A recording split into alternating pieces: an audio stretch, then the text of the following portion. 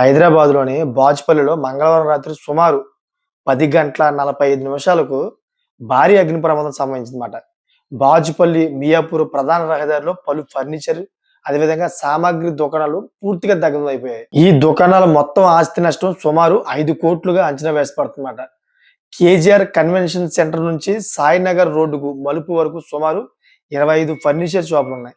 ఒక్కో షాపులో ₹1,00,000 విలువైన కలప సామాగ్రి కూడా నిల్వ ఉంది. అసలు ఇది ఎలా జరిగిందంటే విద్యుగాతు అని పోలీసులు చెప్తున్నారు. మొదటి షాప్ లో మంటలు ఎగసిపట్ల వెంటనే పక్కన ఉన్న 18 షాపులకు మంటలు వ్యాపించాయంట. కొందరు వ్యాపారులు ఆ షాపులోనే నివాసం ఉండడంతో పరిస్థితి ఇంకా ఘోరంగా మారే ప్రమాదం ఉండేది.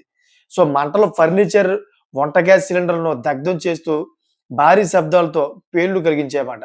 ఫలితంగా పక్కన ఉన్న కేజీఆర్ కన్వెన్షన్ సెంటర్ ముందు భాగానికి మంటలు వ్యాపించాయి. సో సరైన సమయంలో అగ్నిమాపక సిబ్బంది చేరుకుని మంటలను అయితే నియంత్రించగా దారుణమైన ఈ ఘటనలో ఎటువంటి ప్రాణ నష్టం జరగలేదు. కానీ దగ్గరగా 5 కోట్ల నష్టం జరిగిందన్నమాట. సో ఇప్పుడు ఈ హోలీ సందర్భంగా ఈ పండుగ సమయంలో ఇటువంటి సంఘటన సంభవించడం అందరినీ కూడా కలిసివేసింది. సో రాష్ట్ర వ్యాప్తంగా వేరు చోట్ల హోలీ ఆడుతూ ఈతకు వెళ్లిన కొందరు యువకులు మునిగిపోయి చనిపోయారు.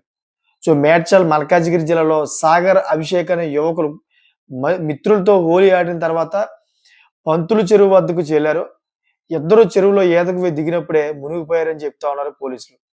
సో ఇంకా భద్రాద్రి కొత్తగూడెం జిల్లా మనుగూరు పట్నం మల్లెపల్లి వద్ద గోదావరిలో పద్మం ప్రసాద్, గుండి నాగేశ్వరరావు అనే ఇద్దరు వ్యక్తులు ఈతకు దిగి ఆ తర్వాత మునిగిపోయి కొట్టుకుపోయారని చెప్తా ఉన్నారు. రాష్ట్రంలో హోలీ వేలనాడు ఈ విధమైన ప్రమాదాలు వందల కుటుంబాల్లో విషాదాన్ని నింపాయి. ప్రభుత్వ అధికారులు మరియు అగ్నిమాపక విభాగం, స్థానిక పోలీసులు ప్రజలకు హెచ్చరికలు జారీ చేసి ఈతకు వెళ్ళేటప్పుడు వంట గ్యాస్ సిలిండర్లు మరియు విద్యుత్ పరికరాల చుట్టూ జాగ్రత్తగా ఉండవలసిందిగా సూచిస్తా ఉన్నారు. ప్రతి సంవత్సరం హోలీ సందర్భంగా ఈ విధమైన అగ్ని, నీటి ప్రమాదాలు జరుగుతుండడం ప్రజలు ముందస్తుగా జాగ్రత్తలు తీసుకోవాలి అనే సూచనగా ఉంది. పోలీసులు, అగ్నిమాపక సిబ్బంది సూచనలను పాటించడం ద్వారా మరిన్ని ప్రాణ నష్టం ఘటనలు నివారించవచ్చు అని చెప్తా ఉన్నారు.